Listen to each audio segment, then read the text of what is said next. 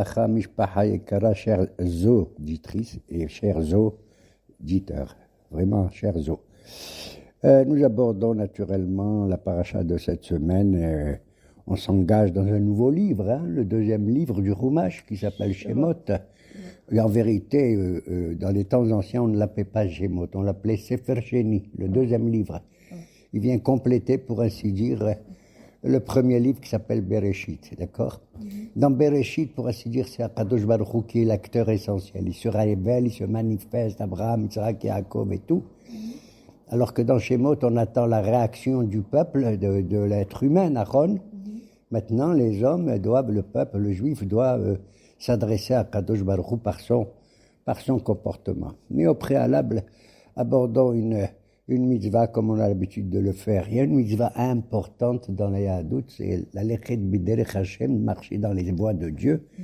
Cette mitzvah s'appelle Bikur Holim, la visite des malades. Jusqu'à présent, jusqu'à Yaakov Avinu, les gens, ils étaient pas malades. La maladie n'existait pas du tout. Alors comment? Ils étaient en bonne santé. Comment ils quittaient ce monde? Atchoum, quand ils éternuaient. Ça veut dire quand leur neshama sortait de leur neshima, pour ainsi dire, leur neshama sortait du nez, puisque Akadosh Baruch Hu est par be'apam nishmat hayim.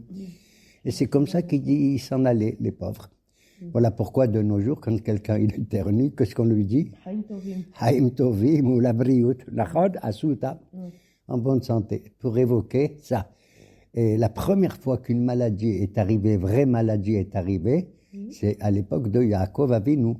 Quand il était en Égypte, brusquement, on annonce à Yosef, Hine, Avicha Ole, c'est incroyable, quelque chose de nouveau. À chaque fois qu'il y a écrit Hine dans la Torah, ça veut dire quelque chose de nouveau, quelque chose de surprenant.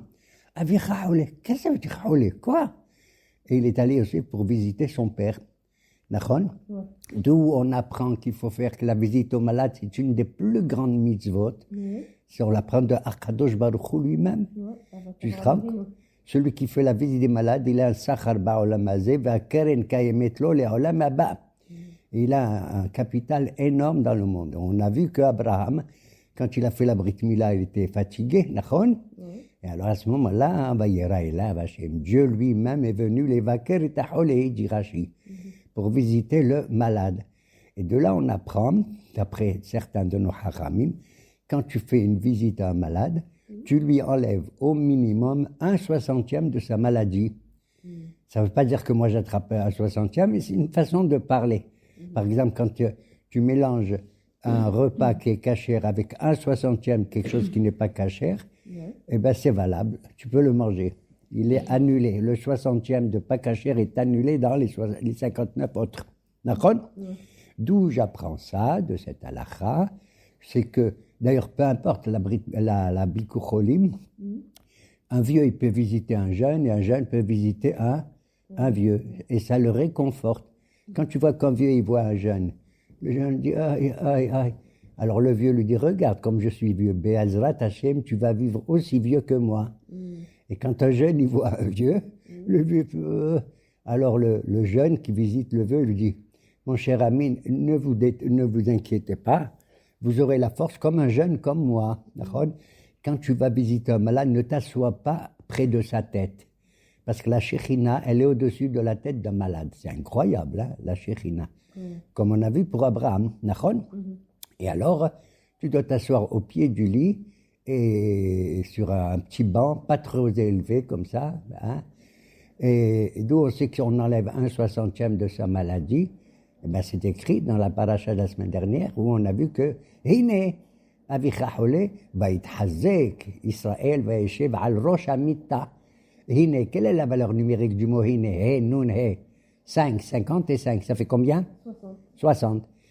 Et d'où je sais qu'il faut 1/60, tu lui as enlevé 1/60. Qu'est-ce qui reste? Tu enlèves 1 de 60. Il reste 59. Va'ithazek, Israël va'eshev al rosh hamita. Mem, tet, ça fait combien? 59. Haloua, non? Très bien. Donc c'est une mitzvah vraiment importante Il y en a qui ajoutent que le visiteur qui peut enlever un 60e, il faut qu'il soit Ben Gilo. Il est le même âge que le malade.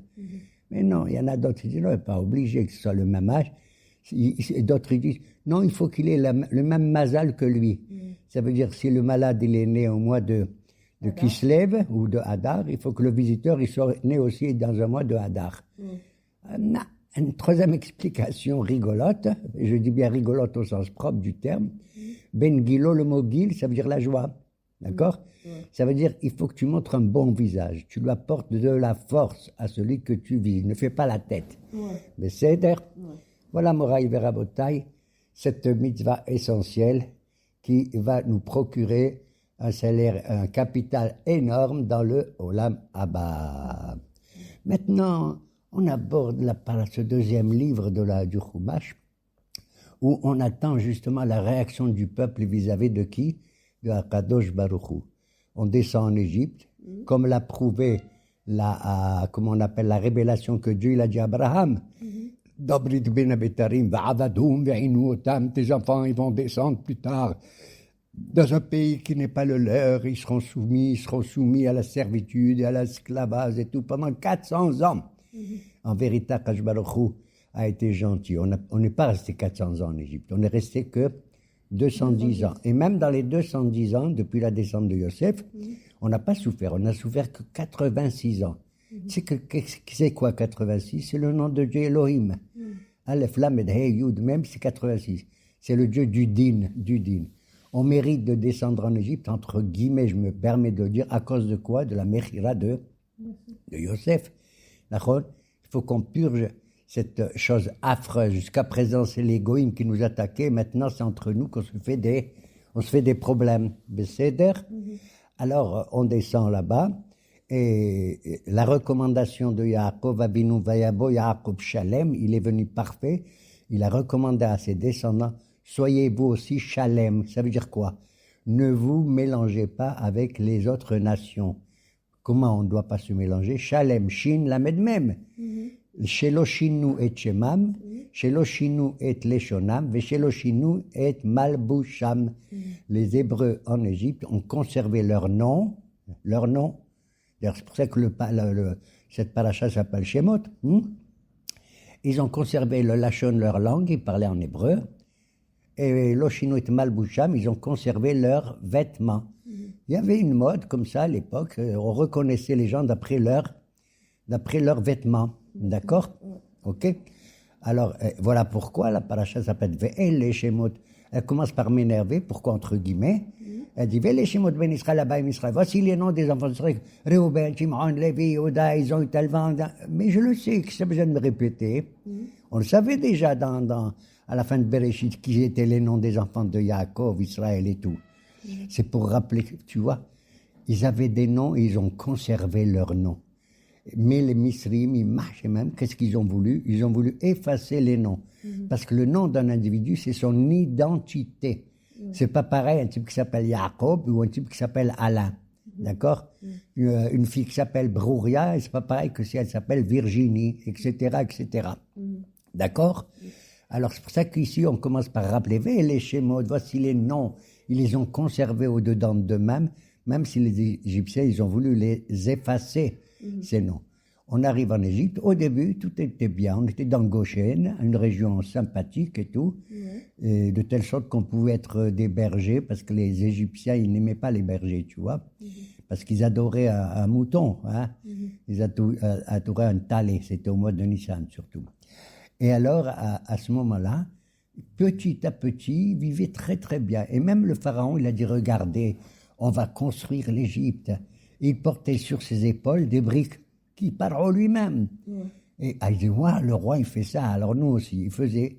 Et petit à petit, il leur a dit, vous continuez à travailler, même si moi, je m'arrête. Ils ont commencé à leur envoyer des impôts, 6 mois à l'Afsar et Missim. Après les impôts, ils les ont obligés de travailler dans les champs, dans les villes, partout, avec des briques et tout. Après, ils leur donnaient même pas des briques, ils leur dit, fabriquez vous-même les briques avec la paille que vous allez rechercher et tout, et tout, et tout. D'accord? Et à ce moment-là, on raconte, la preuve c'est que les Égyptiens, c'est un remède de la paracha, on voulait effacer les noms des Juifs, on dit, Lévi, Lévi, un type de la famille de Lévi, il a épousé la fille de Lévi, qui c'est? Nous on sait qui c'est Amram avec Yocheved. Mais tu as vu, c'est comme si c'est un secret, comme si nos noms Barmenan étaient effacés. Et cette femme, elle a accouché un enfant, au moment même où il marche, le pharaon a décidé de jeter chaque enfant qui est né dans le Nil, mais pas les filles, il voulait garder les filles pour eux. Tu as compris? Et alors à ce moment-là, une des femmes, donc, nous on sait que c'est Yocheved, elle accouche en secret, et le miskine, elle ne pouvait pas garder ce bébé. D'ailleurs, on ne sait même pas comment il s'appelle. Tu as vu, elle ne lui a pas donné un nom, hein? Ouais. Elle n'a pas donné un nom à ce bébé. Au bout de 3 mois, elle a eu peur qu'il crie, qu'il pleure ou n'importe quoi. Elle a mis sur le Nil, sur une teva. C'est marrant, la teva de Noah et la teva de cet enfant-là. Alors, la vedette la plus merveilleuse qui soit. Et je dois vraiment, vraiment me pencher vers cette personnalité incroyable. Une des plus belles personnalités de toute la Bible. Tu sais de qui je parle? De Batia. Oui, bravo. La fille du pharaon, une Goya, mais alors au plus haut degré. Ce jour-là, elle est sortie de son palais et elle a voulu se baigner dans le Nil. C'est le mikvé de leur époque, d'accord? Et elle voulait se rapprocher du judaïsme. Elle était avec ses servantes et tout. Et certains disent elle était frappée d'une maladie qui s'appelle la lèpre, la tsaraat. Elle voulait se le purifier et en même temps se rapprocher. Qu'est-ce qu'elle voit? Elle voit cette teva, petite arche, ce petit berceau. Et elle entend un bébé qui pleure et tout. Comment je vais faire? C'est pas possible, ça, c'est un hébreu, c'est sûr que c'est un hébreu. Et alors, un miracle se fait, d'après nos hakamim. Elle voulait demander à qui lui permet de prendre ce berceau, qui était loin d'elle. Il était à 30 mètres au minimum, Shishim Ama. Et bien, Kadosh Baruch Hu a fait que la main de cette femme, qui s'appelait d'ailleurs Batia, elle avait un nom adorable, la fille du bon Dieu, Batia. Et sa main s'est allongée, d'accord, de 60 coudées, ça veut dire à peu près 30 mètres. Et elle a ramené à elle le bébé, elle a vu Vayaroto Kitov, elle a vu qu'il était tov parce qu'il y avait une lumière autour de ce bébé, comme si c'était le Horashrina, la lumière du bon Dieu. Et voilà, et c'est elle qui lui a donné le nom. Elle a appelé comment Pharaon a été d'accord? Parce que c'est clair que c'est un juif, qui c'est qui peut être... Non, il ne le savait pas. Comment ça se fait? Il ne le savait pas. Elle a gardé le secret, cette Batia. Elle a gardé le secret, comme si elle adoptait un enfant, entre guillemets, égyptien, tu vois. Elle n'a pas révélé au pharaon. Elle n'a pas raconté comment elle a trouvé. Elle n'a pas révélé. Il y avait peut-être certains qui étaient au courant, mais ils ne pouvaient pas se permettre de parler contre la princesse, cette Batia-là en question. D'accord? Elle a pris. Il y avait la sœur de ce bébé, elle s'appelait Myriam. Elle est restée debout pendant 7 heures au moins, j'en sais rien, pour vérifier que son petit frère, parce que c'est grâce à elle, Myriam, que Moshe il est né, d'accord? Puisque Amram il s'était divorcé de, comment elle s'appelle, de Yocheved, pour pas avoir des enfants qu'on jette dans le Nil et tout. Elle a dit, toi, tu es pire que le pharaon. Le pharaon, il veut tuer des garçons et toi, tu veux tu veux tuer et les garçons et les filles. Il s'est remarié avec Yocheved et il a eu Moshe. Il a eu Moshe. Il n'a pas eu Moshe. Moshe, c'est le nom que Bitia a donné à cet enfant. Comment ça veut dire? Qu'est-ce que ça veut dire Moshe? Car je l'ai puisé de l'eau. C'est pas elle qui a dit ça, c'est Yocheved. Elle l'a appelé Moshe parce que c'est un nom égyptien, Moshe. M'excuse de le dire. Ça veut dire un fils. J'ai un fils. Elle a dit comme ça, cette fille, Batia. J'ai un fils. Et Myriam était approchée. Elle a vu que ce bébé, il ne voulait pas allaiter chez une maman égyptienne. Alors elle a dit, si tu veux, tu me la donnes, je vais le donner à sa vraie mère. Et Batia lui a dit, oui, va la donner à sa maman. Et c'est ainsi que Moshe est retourné chez sa mère, Yocheved, il a pu allaiter là-bas avec elle, d'accord? Et quand il a grandi vraiment, Myriam a rendu ce bébé à Batia. C'était obligé, elle ne pouvait pas faire autrement. Ce qui fait que quand il va grandir, ce bébé, jusqu'à l'âge de 2 ans, entre guillemets, il a un doute sur son identité. Tu comprends? Il sait qu'il est né chez des juifs. Il le sait, chez Amram Yochebed. C'est sûr qu'il le sait. Non. Non, il n'est pas écrit, mais c'est évident que maman Yochebed, elle l'a dit, Myriam aussi. Oui, mais ils lui ont pas dit. Il était petit quand il. Quand il était petit, mais quand il a grandi, Il sait plus. Il Non. était bébé. Quand il allait, il est petit.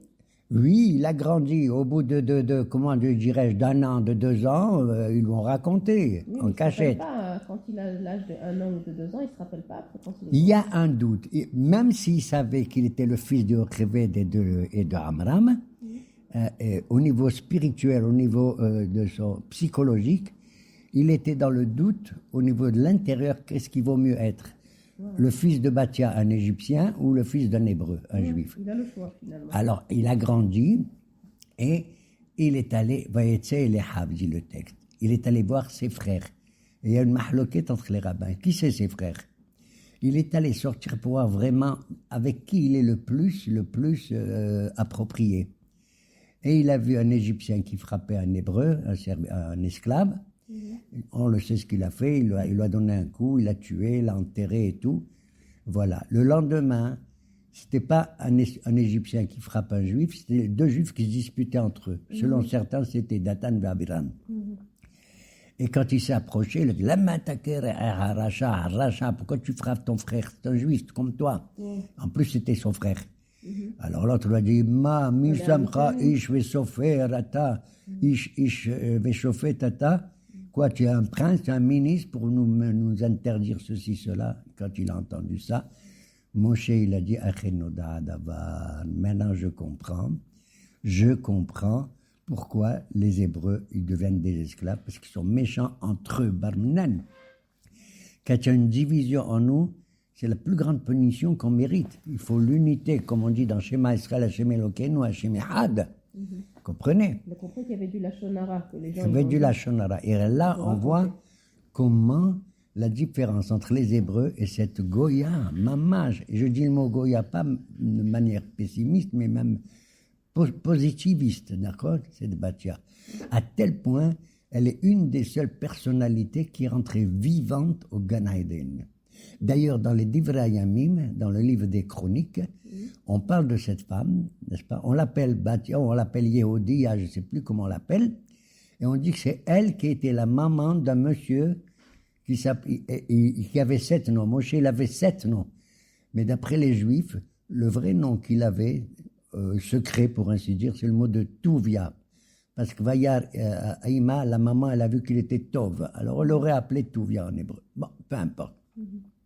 Alors il a grandi, et comme il a eu peur de rester en Égypte, le pharaon voulait le tuer. Il s'est sauvé. Où il s'est sauvé? À Midian. Il circule dans un tas de pays d'ailleurs, selon certains midrashim, il s'arrête à Midian. Et c'est là qu'au bord d'un puits, il voit qu'il y a des bergers qui arrivent. Et il y a des femmes qui étaient bergères, les pauvres. Où on a vu ça? Des femmes qui deviennent bergères. D'accord? C'est-à-dire qu'il y a pas des garçons. Voilà. Il y avait 7 filles comme ça, des Midianites, et les bergers, ils les poussaient, ils les rejetaient pour prendre l'eau du puits, leur donner ça à leur troupeau. Qu'est-ce qu'il a fait, Moshe? Il a dit, Yallah, allez-vous-en. Moi, je vais vous aider, mesdames. Et c'est lui qui va puiser l'eau. Gamdallo dallalanu. C'est lui qui va puiser l'eau, qui donne à boire aux animaux et tout. Elles étaient contentes. Elles sont retournées chez leur père, Yitro. Yitro, à l'origine, était un homme qui adorait toutes les Avodazara. Et petit à petit, il a réfléchi. Il se rapprochait du monothéisme, de la croyance dans un seul Dieu. De lui-même, Yitro, c'est un homme intelligent, incroyable. D'ailleurs, il était il était un des conseillers de Paro. Il s'est sauvé de chez Paro. Et il a dit, mais comment ça se fait? Vous avez vite fini aujourd'hui. Ils lui ont dit, un Égyptien, il nous a aidés. Ish Misri. Tu as vu qu'il ressemble à un Égyptien. C'est de là qu'on voit que... d'où ils ont reconnu. Il leur a parlé en égyptien, il leur a parlé avec un habit égyptien. Bon. Il a dit, invitez-le, ils l'ont invité, et il est resté avec Yitro. Entre eux, il y a des conversations extraordinaires, et il a adopté le métier de berger lui aussi, Moshe Rabbeinu, d'accord? Pendant des années et des années entières. C'est-à-dire que jusqu'à l'âge de 80 ans, t'entends? Moshe était berger. Et il allait dans le désert, Et brusquement, un beau jour, il marchait pendant longtemps avec ces animaux. Ils ne trouvaient pas de l'eau. Ils avaient soif, Et un des moutons qu'il avait, il a couru, il s'est sauvé. Et Moshe, il a eu de la peine. Il a dit, quoi? Le pauvre, il va mourir comme ça. Il court derrière lui pour lui donner à boire, et c'est ce qu'il fait. Et brusquement, regarde devant quoi il se trouve. Il voit un buisson qui brûle. Un buisson avec un feu incroyable, le buisson ardent. Et il voit que le buisson, au lieu de disparaître immédiatement et de venir descendre, continue à brûler, continue. Regarde comment Hachem, grâce à un animal, Moshe Rabbeinu est devenu un grand navi, un grand prophète. Et il a la révélation du bon Dieu à l'intérieur du feu. Que représente le sné, le buisson ardent? Il représente, n'aie pas peur Moshe, tu dois retourner en Égypte, tu vas être le sauveur d'Israël. Le buisson, c'est le peuple juif, plein d'épines, plein de malheurs, d'accord? Et si ils marchaient même les Égyptiens, ils veulent les brûler, eh bien le buisson, il ne sera pas brûlé. Asne boaer ve'eneno ukal. Il ne sera jamais. Mais Moshe ne comprend pas tout ça, il est étonné. Là, tu vois déjà que faire attention à un animal, regarde où ça te conduit, à une révélation, c'est inouï. De là, on apprend qu'il ne faut pas faire sa'ar ba'alehaim, comme je l'avais expliqué une fois. Tu vois un animal qui souffre, tu dois d'abord t'occuper de lui après de toi. D'ailleurs, c'est écrit dans le schéma Israël, tu le sais? Oui. Va'achalta ve'sabata. D'abord, venatati esef besetra libehem techa. Je donnais à manger à ton animal. Et juste après, toi, tu mangeras. Va'achalta ve'sabata. T'as compris? Quand tu as un animal, tu as un chien ou un chat ou j'en sais rien, ou un écureuil, tu lui donnes d'abord à manger. Parce que les pauvres, ils ne savent pas. Toi, tu sais que tu as à manger, c'est dans ton frigidaire, c'est dans ta cuisine. Et donc, tu te calmes même si tu as faim. Mais pour boire, l'homme, il passe avant l'animal. Parce que c'est plus dangereux. Voilà. Et donc, il voit le buisson ardent et c'est là que Akadosh Baruch Hu l'appelle Moshe. Quand tu aimes quelqu'un, ne l'appelle pas une seule fois, appelle-le au moins 2 fois. Moshe. Il entend une voix qui ressemblait à la voix de son père. Pour ne pas lui faire peur, la voix de son père Abraham. Il a dit, je m'approche, qu'est-ce que c'est? Il lui a dit, non, je suis un ange, je viens au nom de Dieu. Et je te le dis, moi, on t'a choisi pour être le sauveur d'Israël, le délivreur du peuple hébreu. Quoi? Franchement, dis-moi la vérité. Tu choisis un type qui a quitté les Juifs, qui a quitté l'Égypte, qui a vécu là-bas à Midian, pour sauver les Juifs. Dis-moi, tu ne peux pas choisir un autre? Choisis un grand rabbin, comme par exemple, comment il s'appelle, le frère de Moshe? Aaron. C'est un bon Juif, il est proche des Juifs, de tout ça. C'est la question la plus incroyable à laquelle je ne peux pas donner une réponse. C'est pour te dire que moi, je peux donner une réponse. Que la Géoula d'Israël, tu sais d'où elle vient? De quelqu'un que tu ne peux pas imaginer que c'est lui qui va devenir le Mashiach. Nous, on dit le Mashiach, il a une grande barbe, il a une grande kippa, il est merveilleux, c'est un grand hassid ou un grand tzaddik et tout, on l'attend. Pas du tout. Le Mashiach, il peut venir d'un endroit incroyable. D'après certains hachamim, tu sais où il serait le Mashiach? Aux portes de Rome, de la ville de Rome. Il marchait même les Édomim. Et il est blessé, il pense des plaies, il les remet, etc., etc. Donc, c'est la chose incroyable, que la Géoula, elle vient d'un endroit et d'un personnage que tu ne peux pas du tout imaginer. Et quand il lui dit, c'est toi, je vais t'envoyer, Moshe dit, mais attends, Hemlo et Aminouli, qu'est-ce que tu veux que je parle aux Juifs? Ils ne vont pas me croire. Ils ne vont pas me croire qui je suis. Rien qu'ils vont me voir, ils vont dire, mais qui c'est qui t'a envoyé, Bchlel? Même le pharaon, il va dire, qui c'est qui t'a envoyé? Mi Hachem Ashereshlah. T'as compris? Les Hébreux, ils m'ont jeté. Je ne les ai pas aimés du tout. Moshe, Kadosh Baruch Hu, arrête, Moshe. Tu sais combien de temps il lui a parlé? Un dialogue dans le buisson entre Dieu et Moshe? Pendant 7 jours. Et le bon Dieu, le texte dit, Gammi Temol, Gammi Shilshom, depuis avant-hier, depuis hier, je t'ai parlé et tout. Et tu continues, t'as compris? Alors à ce moment-là, tu te rends compte où on avait un dialogue comme ça, pendant 7 jours dans le Sné. Et Kadosh Baruch Hu, le Moshe dit, Shlachna be'atishla, envoie un autre. Je pense à mon frère Aaron, il est plus compétent que moi. Mais loïch debari manochi, moi je sais pas parler. Comme ça il lui a dit, qui kvad pe ou kvad lachon. J'ai la langue lourde, la bouche lourde, et la langue aussi. S'ils vont m'entendre, qu'est-ce que ça veut dire il a la langue lourde? D'un côté, certains disent que c'est vrai, il était comme quelqu'un qui bégaye. C'est incroyable. Tu choisis un mec pareil, au lieu de dire ou le fanaï, bou le problème. Où on a vu ça? D'autres ils disent non, c'était pas qu'il bégayait, mais il avait un langage très élevé, très éduqué, que les gens ne comprennent pas. C'est comme si moi je fais un cours en utilisant des termes poétiques, littéraires, incroyables, que personne n'y pige. Tu as compris? Lo ish debarim anochi. Je ne sais pas parler. D'ailleurs, on va voir en vérité beaucoup plus tard, Moshe Rabbeinu savait très très bien parler. Et il a parlé longuement, sans arrêt. Tu sais où il a parlé longuement? Dans le livre, non, même après. Le 5e livre du Chumash, c'est quoi? Il s'appelle comment? Tu as vu les paroles? Et il parle,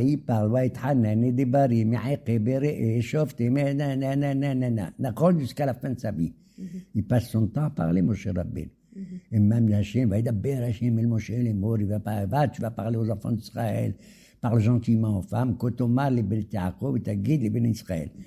Parle aux femmes parce qu'elles étaient tzadkaniot, mamash en Égypte, ces femmes. C'est elles qui s'occupaient de leur mari qui travaillaient comme des fous. Même elles aussi, elles travaillaient. Ils marchaient même au début.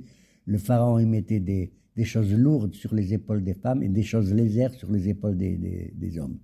Il faisait le contraire de la normalité. Tu comprends? Et donc, finalement, Kadosh Baruch il lui a dit, Vamroli, Machemo, Maomar Alem. Et les Juifs, tu sais comment ils sont? Ils sont pleins de pilpoulim, tu sais comment ils sont terribles. Ils vont me dire, mais qui c'est ce bon Dieu qui t'envoie? Comment il s'appelle? Tu vois les noms qui reviennent ici. Dis-nous quel est le nom de ce Dieu qui t'envoie. Alors il leur a dit, même dans ma question, vous n'avez pas compris.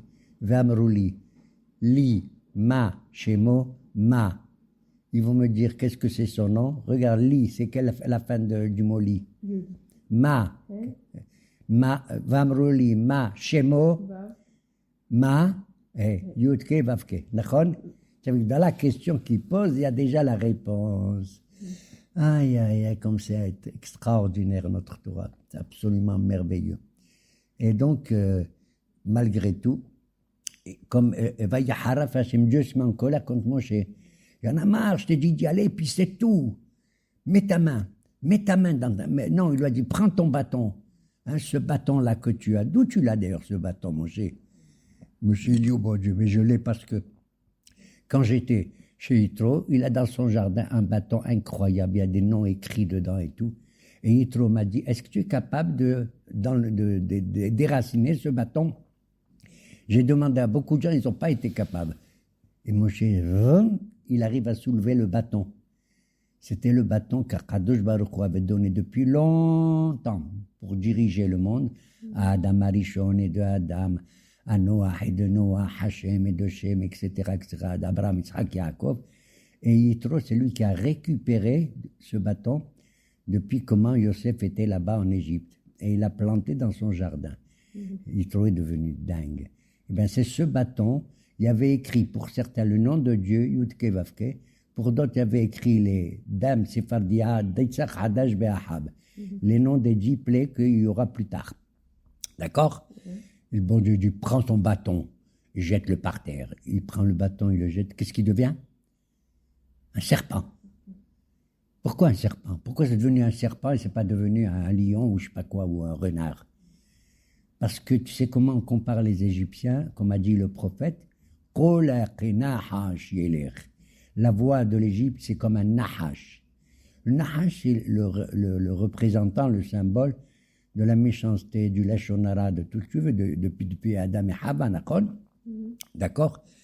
Il lui a dit, ah, tu savais, tu fais du lashon hara sur le peuple juif, tu dis, ve'en lo ya'aminu li, hein? Ils vont pas me croire, les malheureux. Ils sont malheureux, tu dis ça, allez, reprends la queue de ce serpent. Il prend la queue du serpent, il redevient un bâton. Tu vas t'en sortir comme ça. Mais tu m'énerves, Moshe. Tu refuses encore d'aller. Prends ta main, mets-la à l'intérieur de ta poitrine, sous le vêtement. C'est ce qu'il fait. Ressors-la. Il la ressort. Comment elle devient? Lépreuse. Tsarat. Tu entends? Tout blanche. C'est une maladie incroyable qui existait qu'à l'époque, dans l'Antiquité. De nos jours, on n'a plus. Et Moshe, il regarde ça, il devient dingue. Il dit, allez, remets ta main dans ta poitrine. Il la remet, il ressort, elle a été guérie. Bon, ça le réconforte quelque part. Il dit, bon Dieu, allez, vas-y, je t'ai dit de partir. Moshe dit, oui, je vais partir, mais pas tout de suite. Je veux avoir l'autorisation de mon beau-père, qui c'est Yitro. J'ai été invité chez lui, je ne vais que si il me dit pars. C'est ce que Yitro, quand il va le rencontrer, il va lui dire, tu peux y aller. Toi et ta femme, c'est incroyable, sa femme, il va retourner en Égypte avec sa femme et 2 enfants. Un enfant qui est grand, il s'appelle Gershom, grand, relativement grand, il doit avoir 2 ans, et un petit qui vient de naître. Et Moshe va s'installer quelque part dans le chemin qui le conduit vers l'Égypte. Il s'occupe d'arranger les valises et de s'habiller. Et sa femme, Tzipora s'appelait, elle dit, mais c'est pas vrai. Mon fils, il a 8 jours, c'est le 8e jour, il n'a pas été c'est la première fois qu'on voit dans l'histoire qu'une femme, elle est devenue Moélette. Tu te rends compte? Demande aujourd'hui à une femme de faire ça, elle ne voudra pas. Non. Elles ont la frousse de couper de la chair de leur bébé ou de voir le sang et tout. Tu vois, une fois qu'elle voit le sang, elle se sauve. Elle voit une fourmi, elle se sauve, la femme. Non, il y a des doctoresses, c'est vrai. Il y a des doctoresses, bon, mais on préfère donner ça à la Mila, à un homme, d'accord? Oui, mais il y a des doctoresses, elles peuvent le faire aussi. Bon, elles peuvent le faire. Il y a certaines femmes vigoureuses, c'est pas ton cas, toi, hein? Bon, c'est pas ton cas. Non, Ni beaucoup de femmes que je connais comme ça, plus ou moins. Allez, bon, vous êtes peureuse dans tout ça. C'est pas un défaut. Mais non, c'est une question de sensibilité. Vous êtes très sensible, c'est tout. C'est pas un défaut que je signale. On va pas me prendre pour un masochiste ou un misogyne ou j'en sais rien. D'accord? Non, je suis là pour... Non, tu es là parce que moi je parle à mes auditeurs et auditrices et pas à toi. D'accord? Toi, tu es là, que Dieu te bénisse, ma fille, qui porte le nom d'une grande prophétesse qui s'appelle Déborah. C'est tout, ça je peux te le dire. D'ailleurs, je vais te dire pourquoi. Quand le bon Dieu il promet aux Juifs, vous allez quitter l'Égypte et vous allez dans un pays qui est Eretz Zabat Halav ou Dvash. Qu'est-ce que je m'en fous, moi? Un pays où il y a du lait et puis il y a du miel. C'est tout ce qu'il y a? Non. Ça veut dire qu'il y a beaucoup de choses merveilleuses, mais surtout ça. Pourquoi le pays il est béni par Halav ou Dvash? Le lait et le miel. Tu sais pourquoi? Non? Oui ou non? Non, je sais pas. Alors, tu vois? Donc c'est moi qui dirige le cours. Bon, c'est pour te dire une chose incroyable. Toutes les nourritures que tu manges, quand tu les prends, elles restent intactes. Une tomate, elle reste une tomate. D'accord? Un concombre reste un concombre, etc. Mais d'où vient le lait? Tu sais d'où il vient? Il vient du sang, du dam. Ce pays, il est extraordinaire. Il transforme le tamé en tahor. Est-ce qu'on a le droit de boire du sang? Non. Et d'où vient le lait de madame? Du sang. Tu as vu? Il y a tahor, il vient mitin tahor mitame lo yahad, qui donne la pureté même de l'impureté. C'est pas le bon Dieu. Voilà pourquoi c'est un pays qui me devient rend dingue. Même un juif qui est hiloni, qui n'est pas religieux et tout, je ne vais pas le jeter. Ça deviendra un jour un grand tzaddik. Tu as compris ce que ça veut dire? Regarde, pourquoi c'est un pays où coule le lait et le miel, le lait, le halab, D'ailleurs, halab, c'est comme valeur numérique 40, hein. C'est les 40 jours de Moshe dans le Sinaï. Ok, bon, peu importe, ce chiffre est important. Alors, tu vois que le tahor, il vient du tamé, le lait, il vient du sang. Et le dvash, d'où vient le miel? De l'abeille. Comment s'appelle l'abeille? Déborah. Comme qui? Comme moi. Comme toi, comme tous les déborotes. Ils viennent d'une abeille. Est-ce que j'ai le droit de manger une dévora, une abeille? Non. Donc tu as de la chance, je ne vais pas te manger. Ok? Pourquoi? Parce qu'elle n'est pas cachère. Je m'en fous. Il y a une Déborah qui avait des paroles merveilleuses. Et elle a sorti quoi, l'abeille? Du miel. Vous savez que le miel, il vient de Mitien Tahor, Mitame, Lo Ehad, Nachon, comme ça. Voilà en gros ce que notre paracha nous a enseigné, des choses positives, même malgré la servitude.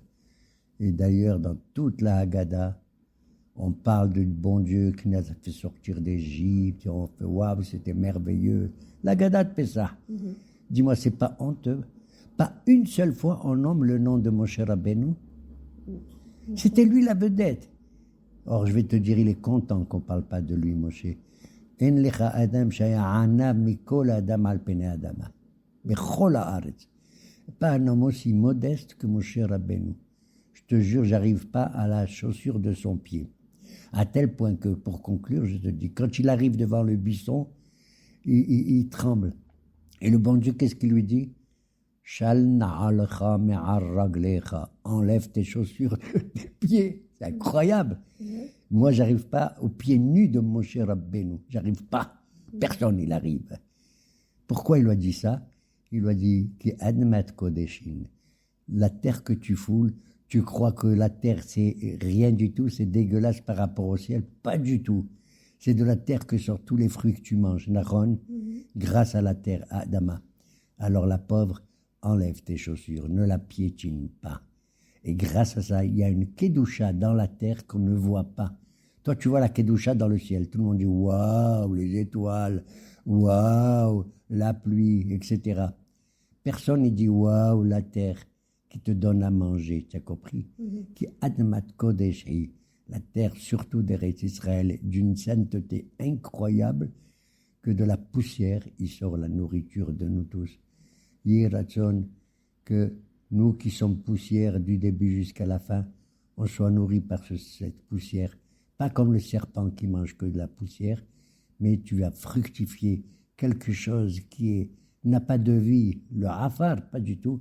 Et bien à l'intérieur du hafar, il y a de la vie. D'accord?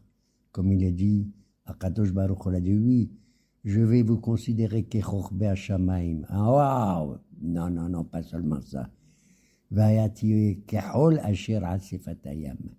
Nous serons même comme le sable qui est au bord des mers. Yeratzon, qu'on ait des beaux panoramas en Eretz Israël, pendant cette période qu'on appelle, nous, les Shovavim, tu le sais? C'est bizarre. Une période pendant Shemot, Vaera, Bo, Beshala, Yitro, Mishpatim, s'appelle par les Rachetebot Shovavim. Et d'après certains Gaonim, c'est bien, certains ils jeûnent, certains ils font Ta'anit Dibour et tout, pour faire le tikkun de quoi? Le tikkun de la Brit Mila, c'est-à-dire de la vie émotionnelle ou sexuelle de l'individu. T'as compris? Shovavim. Et Shovavim, moi je le traduis autrement, qu'on puisse se balader comme il faut, surtout au bord de la mer, parce que Shovavim c'est Shuv Bayam. Shalom ou bracha.